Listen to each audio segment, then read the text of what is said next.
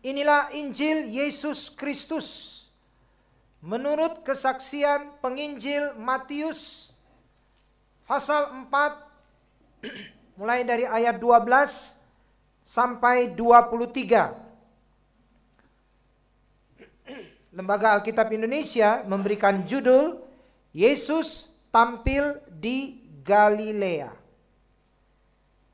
Ketika Yesus mendengar bahwa Yohanes telah ditahan, menyingkirlah ia ke Galilea. Ia meninggalkan Nazaret dan tinggal di Kapernaum, di tepi danau, di daerah Zebulon dan Naftali, supaya digenapi firman yang disampaikan melalui Nabi Yesaya. Tanah Zebulon dan tanah Naftali di jalur ke laut, daerah seberang sungai Yordan, Galilea, wilayah bangsa-bangsa lain.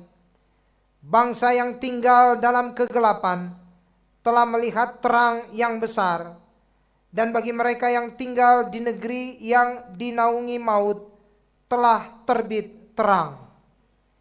Sejak itu Yesus mulai memberitakan, "Bertobatlah, sebab kerajaan surga sudah dekat." Ketika Yesus sedang berjalan menyusur danau Galilea, ia melihat dua orang bersaudara, yaitu Simon yang disebut Petrus dan Andreas saudaranya. Mereka sedang menebarkan jala di danau sebab mereka penjala ikan. Yesus berkata kepada mereka, "Mari, ikutlah aku, dan kamu akan kujadikan penjala manusia." Mereka pun segera meninggalkan jalan mereka dan mengikuti Dia.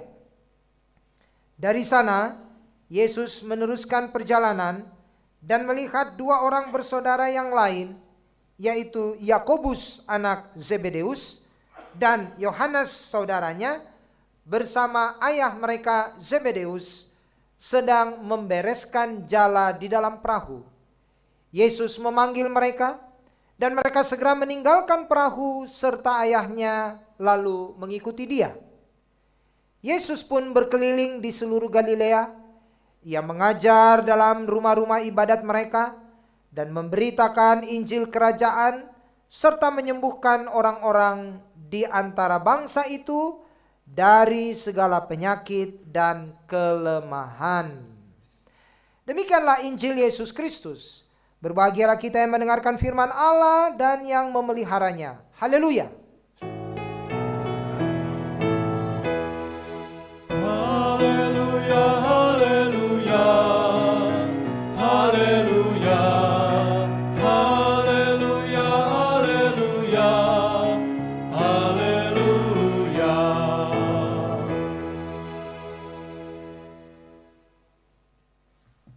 Shalom jemaat Tuhan. Sebelum saya menyampaikan khotbah, saya hendak menyampaikan salam hangat dari jemaat GKI Jainal Sakse Kota Sukabumi yang saya layani kepada segenap jemaat GKI Pondok Makmur yang hadir pada kebaktian pukul 9 ini. Kiranya salam hangat ini boleh diterima segenap jemaat. Baik, nanti saya sampaikan salam hangatnya kembali. Ya, puji Tuhan, kita dipertemukan kembali karena menurut catatan saya, terakhir saya melayani ibadah di sini itu sekitar bulan 4 tahun 2017. Kalau nggak salah waktu itu masih sudah jemaat dewasa ya.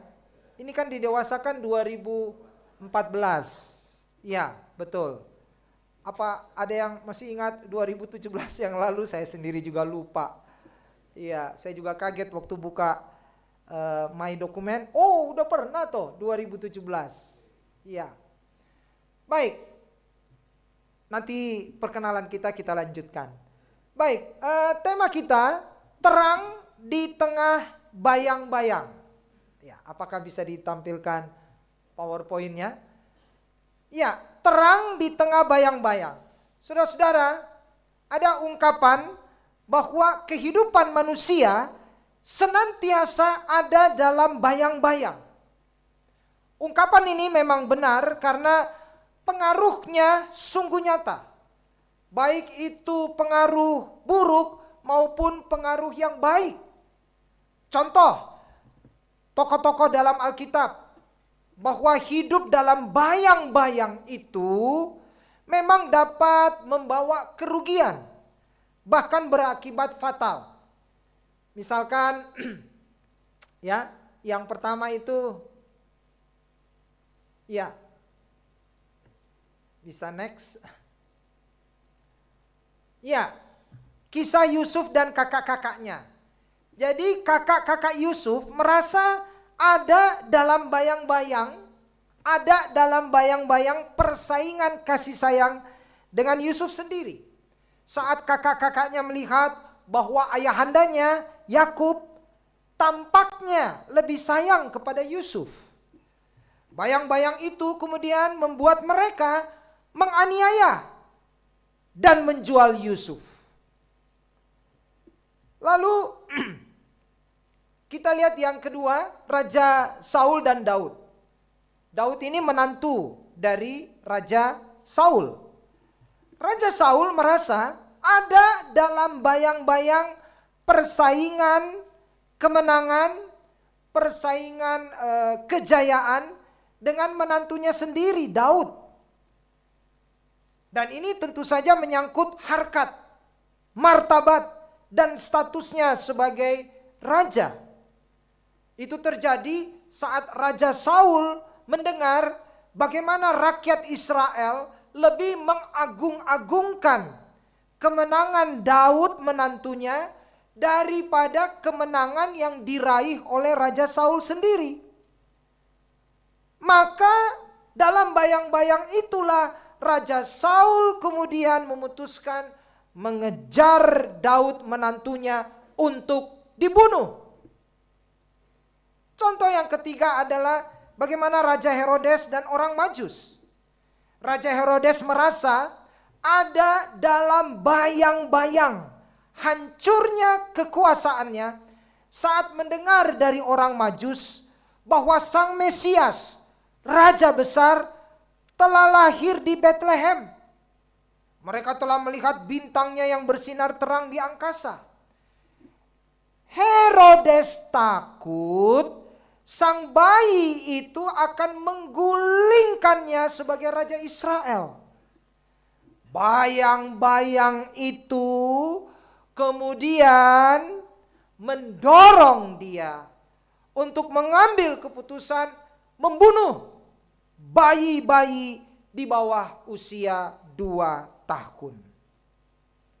Dan bayang-bayang yang paling berat adalah bayang-bayang akan kematian dan kebinasaan kekal. Ya, inilah bayang-bayang yang selalu menghantui manusia sepanjang zaman. Bayang-bayang akan kematian dan ujung-ujungnya kebinasaan kekal. Sebenarnya saudara, setiap saat maut dapat menghampiri kita tanpa kita duga dalam setiap kegiatan kita.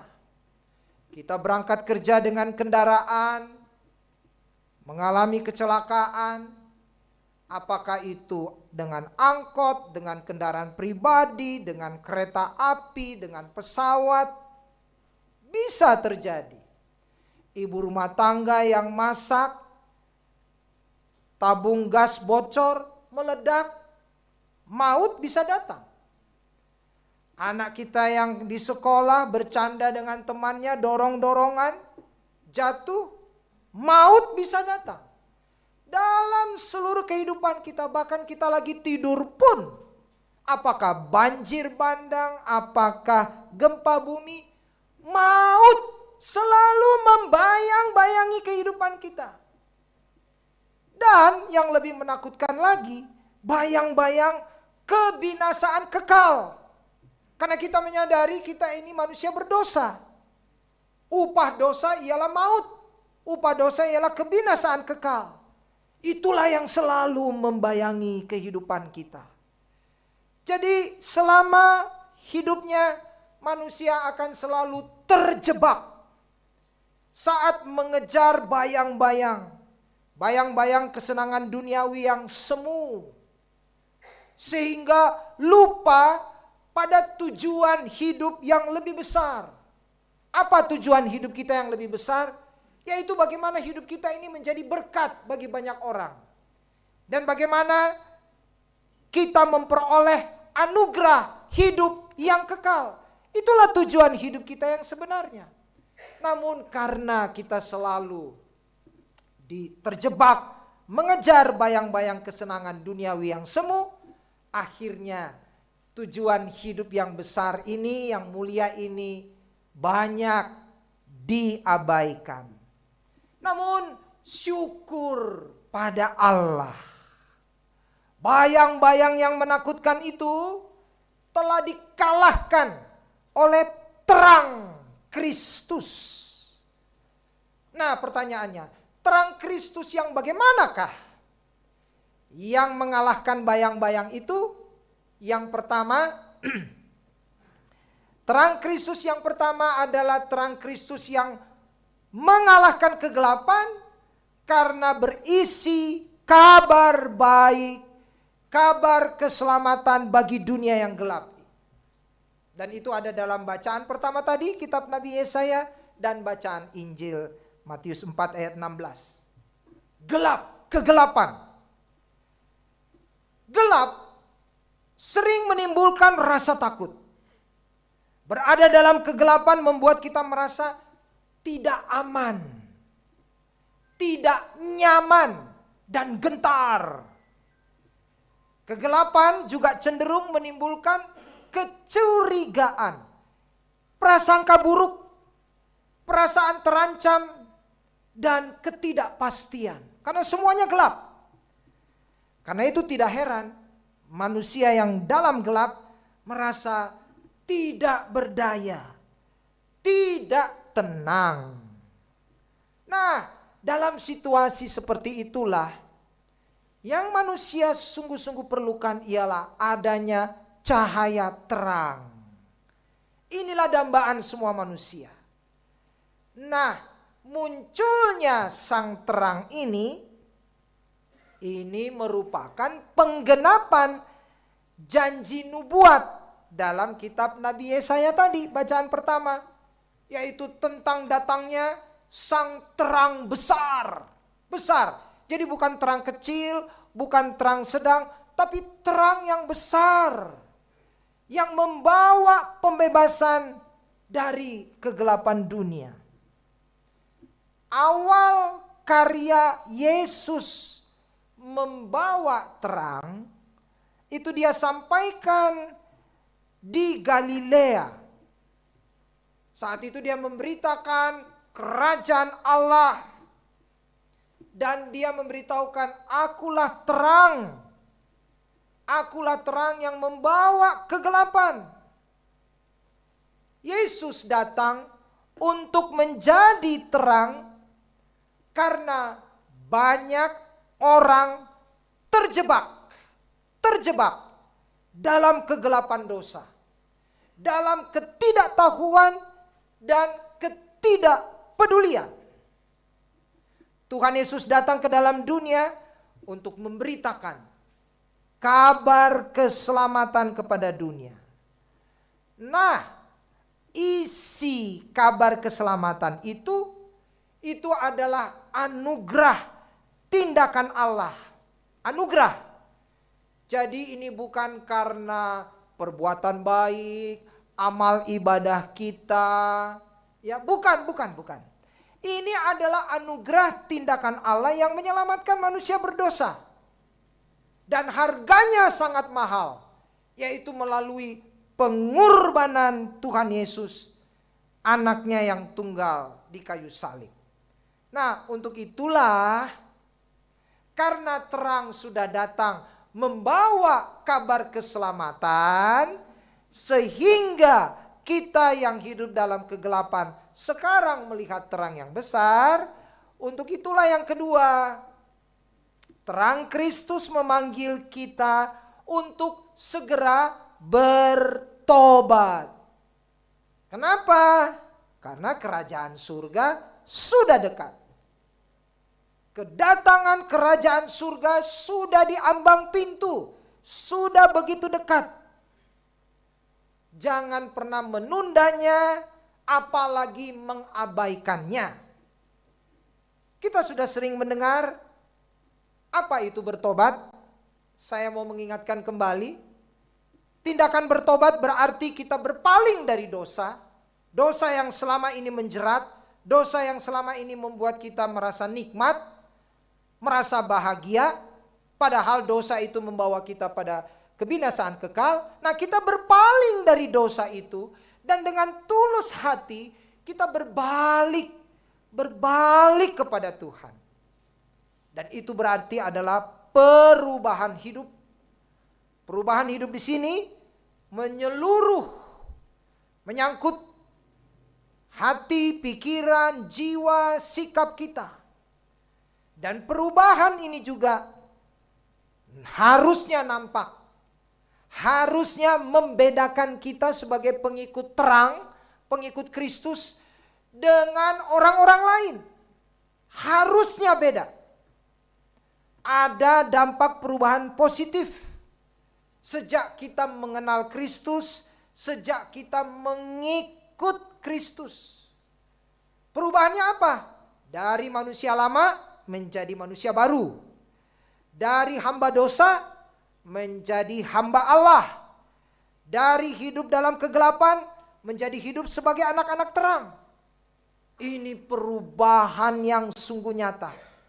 Dan perubahan ini hanya bisa terjadi kalau kita mau menerima terang Kristus, kita mengalami perjumpaan pribadi dengan Sang Kristus terang itu. Maka yang ketiga, terang Kristus itu menggerakkan kita untuk ikut mengabarkan Injil. Dalam Matius 4 ayat 19 ya, di situ Tuhan Yesus memanggil orang-orang untuk kemudian menjadi muridnya. 12 orang ini dibekali dengan pelajaran-pelajaran iman. Tujuannya Tuhan Yesus mau mengubah mereka dari penjala ikan menjadi penjala manusia. 12 orang muridnya ini semuanya orang-orang sederhana. 4 orang nelayan, 2 orang pemungut cukai, 2 orang pejuang kemerdekaan, termasuk Yudas Iskariot yang kemudian nanti berkhianat. Dia sebenarnya bagian dari kelompok pejuang kemerdekaan yang ingin membebaskan bangsa Israel dari penjajahan Roma. Dan 4 orang lain juga orang-orang biasa. Murid-murid Tuhan Yesus ini tidak ada yang dari ahli Taurat, tidak ada imam-imam, tidak ada orang Farisi. Mereka semua bukan orang terpandang, mereka semua orang sederhana. Namun mereka diberi tugas untuk memberitakan Injil dengan kekuatan apa? Dengan kekuatan Allah sendiri. Artinya mereka memberitakan Injil bukan mengandalkan kepintaran. Mereka bukan ahli Taurat, mereka bukan imam, mereka bukan orang-orang Farisi. Mereka tidak mengandalkan kepintaran, tidak mengandalkan keahlian, tidak mengandalkan uang, kekuasaan, tidak mengandalkan manusia. Tetapi mereka hanya mengandalkan kekuatan Allah. Itulah yang kita dengar tadi dalam bacaan kedua. Surat 1 Korintus 1 ayat 18b. Dikatakan, Rasul Paulus mengatakan begini. Tetapi bagi kita yang diselamatkan, pemberitaan Injil itu adalah kekuatan Allah. Kekuatan Allah. Nah, para murid yang memberitakan Injil dengan kekuatan Allah itu membuat mereka tidak takut bahkan terhadap maut sekalipun. Mereka disiksa, dilempari batu, salib terbalik, dipotong lehernya seperti yang dialami Rasul Paulus. Mereka enggak takut. Kenapa? Karena mereka memberitakan Injil dengan kekuatan Allah. Dengan kekuatan Allah ini juga, Injil yang tadinya diimani hanya oleh 12 orang murid berkembang. Diimani 120 orang berkembang. Diimani 120.000 orang berkembang. Diimani 12 juta orang berkembang. Diimani 1,2 miliar orang. Dan sekarang ini diimani oleh 2,6 miliar orang. Itu kalau bukan kekuatan Allah, bagaimana bisa 12 orang, mulai dari 12 orang menjadi sekarang 2,6 miliar. Tidak mungkin kalau bukan kekuatan Allah. Dengan kekuatan Allah ini juga, Injil yang tadinya diimani hanya oleh orang-orang Yahudi meluas ke orang Samaria, ke orang Yunani, ke orang Afrika, Eropa, Asia, bahkan ke seluruh dunia. Dengan kekuatan Allah ini juga, Injil yang tadinya diimani orang-orang yang sederhana, kini mulai dari raja hingga pemulung mengimani Yesus. Mulai dari orang yang tinggal di istana sampai orang yang tinggal di emperan toko, di bawah kolong jembatan, semua mengimani Yesus. Itu karena kekuatan Allah. Dan itu karena terang Kristus yang memanggil mereka, juga memanggil kita untuk ikut mengabarkan Injil. Maka yang terakhir, terang Kristus menyatukan berbagai talenta dan karunia dalam jemaat, agar jemaat Kristen terhindar dari perpecahan. Itu yang mau ditekankan dalam bacaan yang kedua. 1 Korintus 1 ayat 10 sampai 18. Saudara-saudara, dari sejak awal munculnya jemaat Kristen di abad-abad pertama Masehi sampai abad ke-21 ini, jemaat Tuhan akan selalu ada dalam bayang-bayang perpecahan. Ya, jika gereja mengalami perpecahan, itu tanda nyata bahwa gereja masih ada dalam kegelapan. Karena itu kita jangan pernah mengabaikan hal ini. Jemaat Kristen di kota Korintus pernah mengabaikan hal ini. Sebagaimana yang kita baca dalam bacaan kedua tadi. Jemaat Korintus itu kaya dalam segala hal. Kaya materi. Karena kota Korintus dekat dengan pelabuhan. Jemaatnya banyak duit. Kaya dalam berbagai karunia. Mau apa? Karunia bahasa roh. Ada. Karunia mujizat. Ada. Karunia bernubuat. Ada. Karunia menafsirkan bahasa roh. Ada. Kaya mereka dalam berbagai karunia. Kaya dalam berbagai talenta. Tapi mereka lupa bahwa itu semua bukan jaminan jemaat kebal terhadap perpecahan. Tidak ada jaminan. Jemaat Korintus dilanda perpecahan karena ada pementingan diri sendiri dan kesombongan rohani. Yang bisa berbahasa roh merasa dirinya lebih tinggi. Yang bisa melakukan mujizat, yang bisa bernubuat, yang bisa menafsirkan bahasa roh, merasa punya karunia yang hebat, imannya kuat. kesombongan rohani, pementingan diri.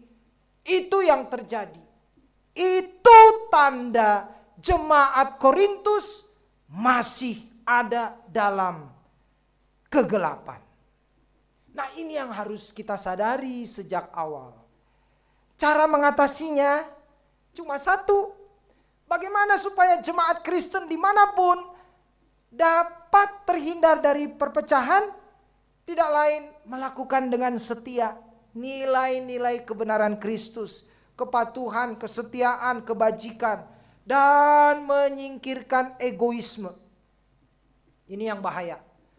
Ketika dalam jemaat ada yang merasa diri lebih hebat, lebih senior, lebih kaya, lebih punya peran yang penting sehingga minta didahulukan. Ini egoisme. Ini kalau dibiarkan bisa terjadi perpecahan. Karena itu, saudara-saudara, kalau kita mau mengatakan kepada dunia bahwa terang Kristus hadir di tengah jemaat kita, maka hiduplah dalam persatuan. Hiduplah dalam berbagai karunia di mana kita mampu bekerja sama. Kita sebarkan Injil, kita nyatakan kepada dunia bahwa terang Kristus hadir dalam jemaat kami, hadir dalam hati setiap orang-orang percaya. Amin. Kita bersaat hening.